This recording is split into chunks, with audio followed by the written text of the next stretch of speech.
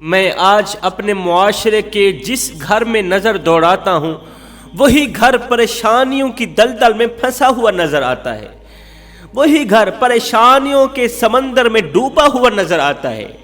امیر سے لے کر غریب تک، بادشاہ سے لے کر فقیر تک، ہر ایک انسان پریشانیوں کی دلدل میں پھنسا ہوا نظر آتا ہے۔ مال کے ہونے کے باوجود بھی پریشانیاں جان نہیں چھوڑ رہی۔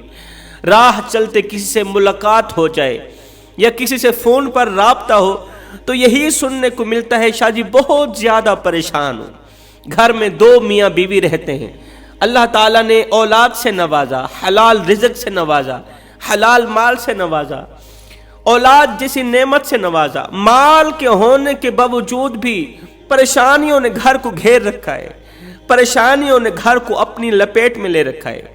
اب میاں بیوی ان پریشانیوں سے نکلنا چاہتے ہیں، وہ چھٹکارا پانا چاہتے ہیں، مگر یہ کیسے ممکن ہے؟ سب سے پہلے تو ہم یہ جانتے ہیں کہ ان پریشانیوں کے آنے کی وجہ کیا ہے۔ آخر وہ کون سی وجوہات ہیں جو پریشانیوں کو ہمارا مقدر بنا دیتی ہیں، ہمیں پریشانیوں کے سمندر میں غرق کر کے رکھ دیتی ہیں۔ ان وجوہات میں سے چند وجوہات آپ کی نظر کرتا ہوں۔ مال کے ہونے کے باوجود بھی، رزق کے ہونے کے باوجود بھی پریشانیوں کی دلدل میں پھنسنے کی پہلی وجہ والدین کی خدمت کر کے ان سے دعائیں لینے کے بجائے والدین کو دکھ دے کر، درد دے کر، غم دے کر ان سے بد دعائیں لینا، والدین کی عزت والی پگڑی خاک میں ملانا۔ رسول اللہ صلی اللہ علیہ وسلم نے فرمایا صحابہ، اولاد کے حق میں والدین کے منہ سے نکلی دعا اللہ تعالیٰ فوراً قبول کرتا ہے۔ یہ دعا ہواؤں کو پھاڑتی ہوئی، فضاؤں کو پھاڑتی ہوئی، پہلا آسمان چیرتی ہوئی، 7 آسمان چیر کر عرش کا دروازہ جا کھٹکھٹاتی ہے اور اپنی بات منوا کر ہی دم لیتی ہے۔ اللہ تعالیٰ اولاد کے حق میں والدین کے منہ سے نکلی دعا کو فوراً قبولیت کا شرف عطا کرتا ہے۔ اور یاد رکھنا، اولاد کے حق میں والدین کے منہ سے نکلی بد دعا کو بھی اللہ تعالیٰ فوراً قبولیت کا شرف عطا کرتا ہے۔ اللہ تعالیٰ فوراً والدین کے منہ سے نکلی بد دعا قبول کرتا ہے۔ گھر میں مال کے ہونے کے باوجود بھی پریشانیوں کے آنے کی پہلی وجہ والدین کو وقت نہ دینا، والدین کے ساتھ بیٹھ کے ان کے دکھڑے نہ سننا، والدین کے سینے کا بوجھ ہلکا نہ کرنا، بیوی کی باتوں میں آ کر والدین کو تنہا اکیلا چھوڑ دینا، والدین کی کوئی بھی ضرورت پوری نہ کرنا۔ حضرت سیدنا علی المرتضیٰ شیر خدا کرم اللہ وجہ الکریم نے فرمایا، زندگی میں اب اگر کبھی فرصت ملے تو بوڑھے والدین کے ساتھ بیٹھ جایا کرو، ان سے ان کا حال چال پوچھ لیا کرو، اس لیے کہ بوڑھے والدین کے ساتھ گزرا وقت کل قیامت کے دن تمہاری بخشش کا ذریعہ بنے گا۔ فرمایا والدین کی دعا نہ صرف گھر سے پریشانیوں کا جنازہ نکالنے کا ذریعہ بنتی ہے بلکہ اولاد کی مغفرت کا ذریعہ بھی بنتی ہے، مری ہوئی اولاد کی بخشش کا ذریعہ بھی بنتی ہے۔ والدین کی دعا انسان کو زیرو سے ہیرو کر دیتی ہے، گنہگار کو اللہ کا محبوب بنا دیتی ہے۔ یہاں پر میں تمہیں ایک سبق آموز واقعہ سنانا چاہوں گا۔ بصرہ کے شہر کی گلیوں میں سے ایک ایسے مشہور گنہگار کا جنازہ گزر رہا تھا جسے دیکھنے والا ہر ایک انسان نفرت کی نگاہ سے دیکھ رہا تھا۔ بصرہ کے شہر کی گلیوں میں سے ایک مشہور گنہگار نوجوان کا جنازہ گزر رہا تھا۔ یہ وہ گنہگار نوجوان تھا جس نے اپنی زندگی غفلت میں گزاری تھی۔ کوئی ایسا گناہ نہیں تھا جو اس نے اپنی زندگی میں نہ کیا ہو۔ لوگ اس سے نفرت کرتے تھے، اور جس دن یہ مرا تھا لوگ یہ کہنے پر مجبور ہو گئے تھے کہ مر گیا مردود، نہ فاتحہ نہ درود۔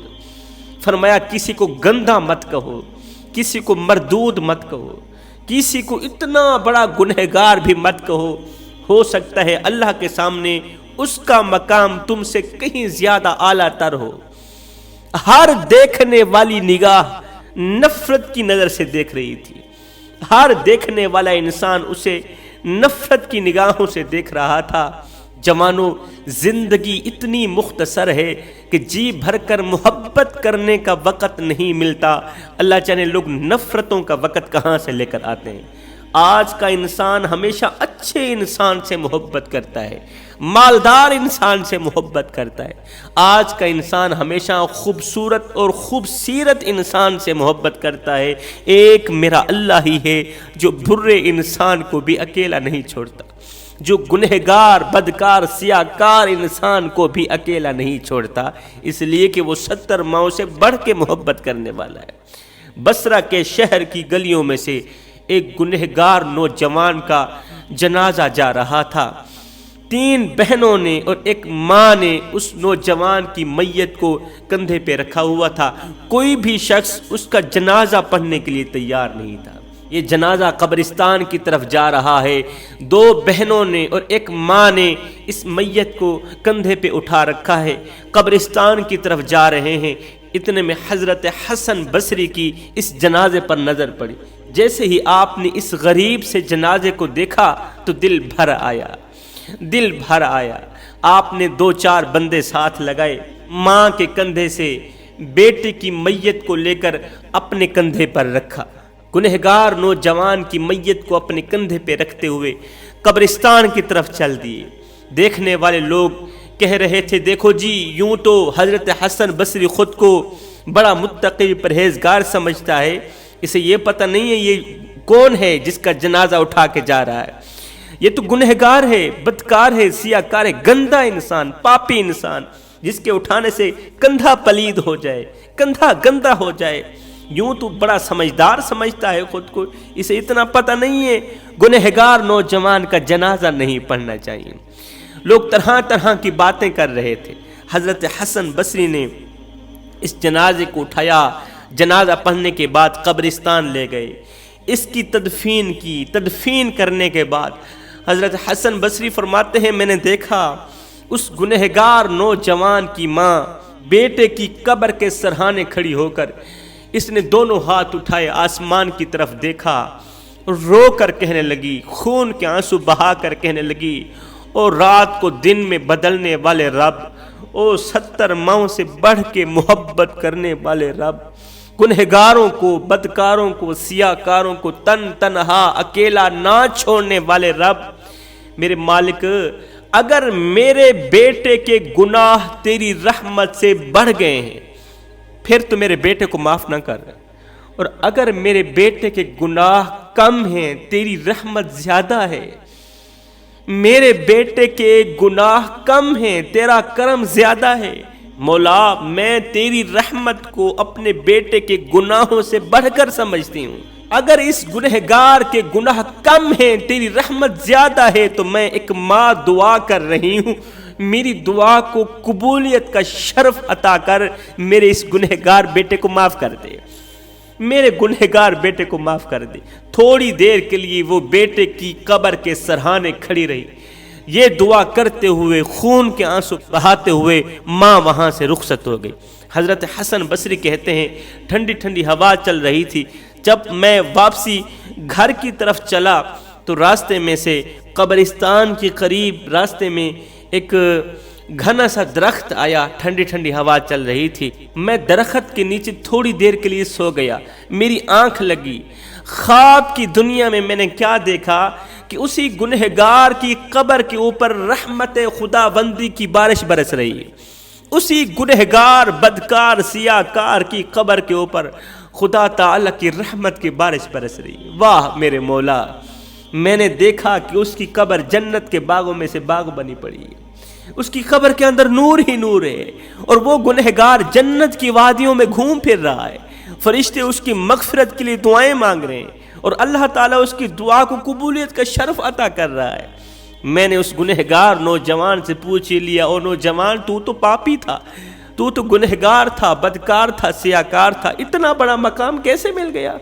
ایک پل کے اندر تیری بخشش کیسے ہوگی؟ ابھی تو میں نے تیرا جنازہ پڑھا، ابھی تجھے دفن کیا، ایک پل کے اندر اللہ نے تجھے بخش ہی دیا۔ زندگی میں کوئی ایسا گناہ نہیں تھا جو تو نے نہ کیا ہو، لوگ تجھ سے نفرت کر رہے تھے، کوئی تیرا جنازہ پڑھنے کے لیے تیار نہیں تھا، اور بتا تو صحیح تو نے زندگی میں کون سا ایسا نیک عمل کیا تھا اللہ کو وہ عمل پسند آیا کہ اللہ تعالیٰ نے تیری قبر کو جنت کے باغوں میں سے باغ بنا دیا۔ اس گنہگار نوجوان نے کہا حضرت جب میں مر رہا تھا، باقی تو زندگی میں میں نے کوئی ایسا عمل نہیں کیا، جب میں مر رہا تھا، جب میری روح نکل رہی تھی، روح کے نکلنے سے پہلے میری ماں نے مجھے کہا او میرے بیٹے ساری زندگی تو نے غفلت میں گزار دی، بتا تو صحیح میرا اللہ تجھے کیسے معاف کرے گا، اللہ تجھے کیسے معاف کرے گا؟ تو آگے میں نے اپنی بوڑھی ماں کو کہا ماں مجھے اتنا بتا دے کیا میرے گناہ میرے رب کی رحمت سے بڑھ گئے؟ کیا میرے رب کی رحمت کم ہو گئی؟ میرے گناہ زیادہ ہو گئے؟ اماں میں اس وقت اگر اپنی بخشش کی دعا کروں تو کس منہ سے کروں؟ میرا تو گندا سا منہ ہے، کالی شکل لے کر مالک کو دکھاتے ہوئے شرماؤں گا، شرمندگی کا سامنا کرنا پڑے گا۔ ماں اس وقت میں تو اپنی مغفرت کے لیے دعا نہیں کرتا، اگر ہو سکے تو میرے مر جانے کے بعد مجھے قبر کے اندر دفن کرنے کے بعد تھوڑی دیر کے لیے میری قبر کے سرحانے کھڑی رہنا، اس کے بعد رو کے اللہ سے یہی دعا کرنا جو میں ابھی کر رہا ہوں، دعا کرنے سے شرما رہا ہوں کہ ساری زندگی گناہوں میں گزاری ہے، اللہ سے اب تو دعا کرنے میں بھی شرم محسوس ہو رہی ہے۔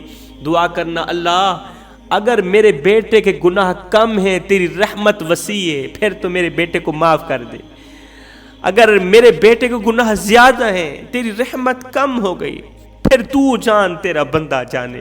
اے حسن بصری میری اس عاجزی کی وجہ سے، گناہوں پر شرمندگی کی وجہ سے اور میری ماں کی دعاؤں کے صدقے سے اللہ تعالیٰ نے مجھے بخش دیا ہے، میری ماں کی دعا میری بخشش کا ذریعہ بن گئی، ماں کی آنکھوں سے نکلے آنسو میری مغفرت کا ذریعہ بن گئے۔